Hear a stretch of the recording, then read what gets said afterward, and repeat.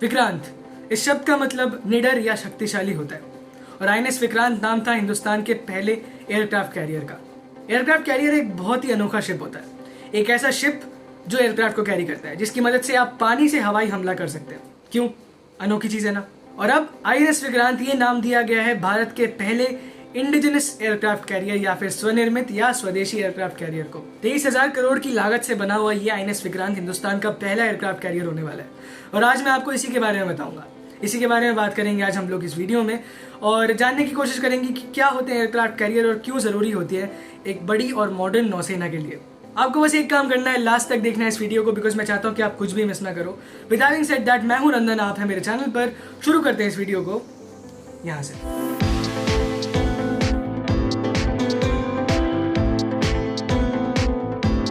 सबसे पहले तो इस बात से शुरुआत करते हैं कि एयरक्राफ्ट कैरियर होता क्या है और इसकी जरूरत क्या पड़ती है। देखिए, सिंपली अगर बताऊं तो एयरक्राफ्ट कैरियर एक पानी पर तैरता हुआ एयरबेस होता है। जी हाँ, मजाक से हटके।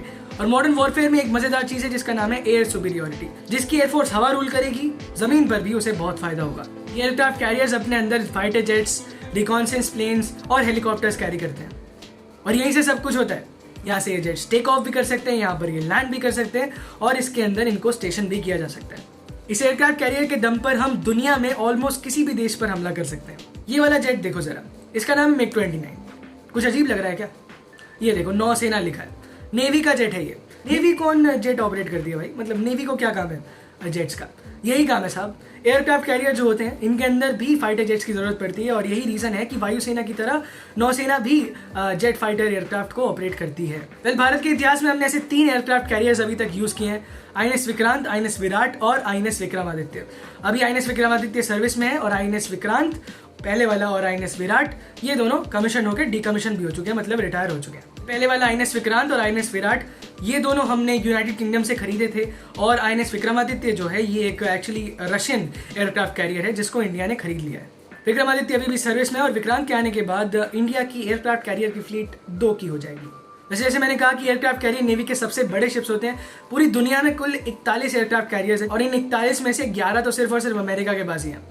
बाकी बात करें तो चाइना के पास और यूके के पास 2 है, रशिया के पास 1 है और विक्रांत आने के बाद हिंदुस्तान के पास भी 2 एयरक्राफ्ट कैरियर्स हो जाएंगे। इन 11 एयरक्राफ्ट कैरियर्स की बदौलत ही कहा जाता है कि अमेरिका की नेवी दुनिया की सबसे पावरफुल नेवी है, दुनिया में कहीं भी स्ट्राइक कर सकते हैं। अच्छा, सॉरी टू इंटरप्ट, बट अगर आप मुझे पहली बार यूट्यूब पर देख रहे हैं तो आपसे हाथ जोड़कर रिक्वेस्ट कि प्लीज़ चैनल को सब्सक्राइब कर दीजिए, बिकॉज मैं ऐसी वीडियोस बनाते रहता हूँ और आप निराश बिल्कुल नहीं होंगे। विक्रांत के मोटो के बारे में बात करें तो ये है जयम समयुद्धि स्पर्धा। ये ऋग्वेद से लिया गया और इसका ट्रांसलेशन यही बताता है कि मैं उन सबको समाप्त कर देता हूँ जो मेरे खिलाफ लड़ने की हिम्मत करते हैं। लेकिन अभी इतनी नई कहानी भी नहीं है। एक्चुअली ये कहानी शुरू होती है 1999 से। चलिए इसके स्पेसिफिकेशंस और हिस्ट्री के बारे में थोड़ी बात कर लेते हैं और ये भी जान लेते हैं कि फ्यूचर इसका कहाँ लेके जा रहा है। जैसे मैंने कहा कि कहानी 1999 से शुरू होती है और इस कहानी के अभी सबसे पहले कैरेक्टर हैं हमारे उस समय के डिफेंस मिनिस्टर भारत के जॉर्ज फर्नांडिस साहब, जिन्होंने इस प्रोजेक्ट को ऑथराइज किया था।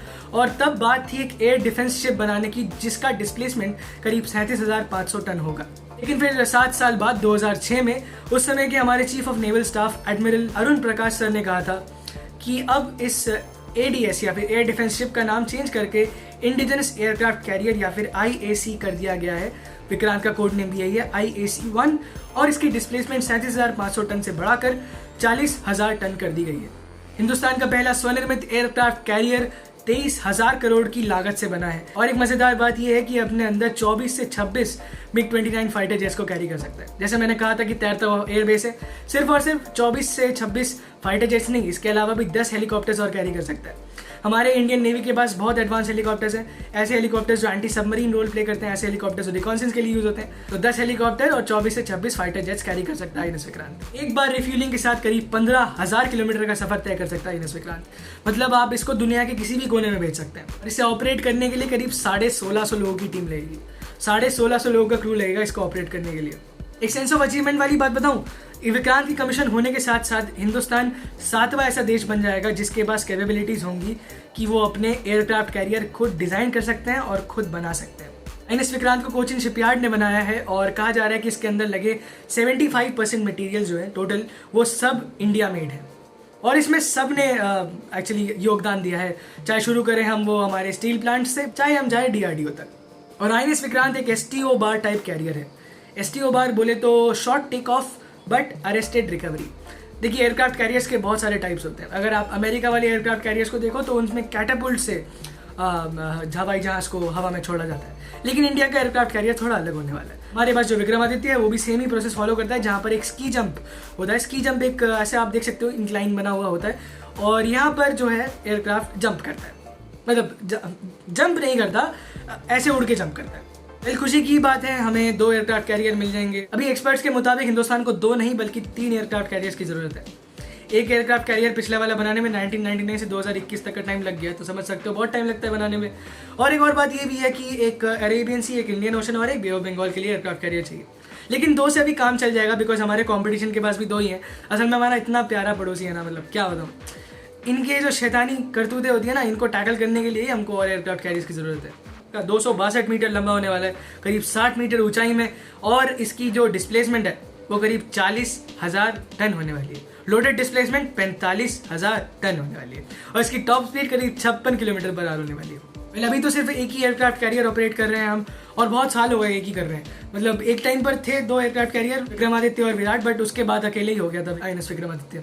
देखा जाए तो 2 एयरक्राफ्ट कैरियर हिंदुस्तान के पास होना हमारी नेवी को बहुत बड़ा बूस्ट है, और ये हमारी डिफेंस टेक्नोलॉजी और एडवांसमेंट के लिए भी बहुत इंपॉर्टेंट है, क्योंकि पूरी दुनिया जान चुकी है कि अब हिंदुस्तान के पास वो कैपेबिलिटी है कि हम अपने एयरक्राफ्ट कैरियर खुद डिज़ाइन कर सकते हैं और खुद बना भी सकते हैं। वीडियो पसंद आई तो लाइक ज़रूर कीजिएगा, कुछ नया जानने को मिला, कुछ नया सीखने को मिला तो अपने दोस्तों को भी भेजिए, शेयर कीजिएगा। आपकी क्या राय है वो ज़रूर कमेंट सेक्शन में बताइए, और अगर पहली बार चैनल पर आए थे तो आपसे हाथ जोड़कर रिक्वेस्ट की प्लीज़ सब्सक्राइब कर दीजिएगा, बिकॉज मैं ऐसी वीडियोज़ बनाते रहता हूँ और आप निराश नहीं होंगे। दिस वॉज इट, ये थी आज की वीडियो। मैं था नंदन, आप थे मेरे चैनल पर। Thanks for coming, thanks for watching. चलता हूँ, नमस्कार, जय हिंद, बाय।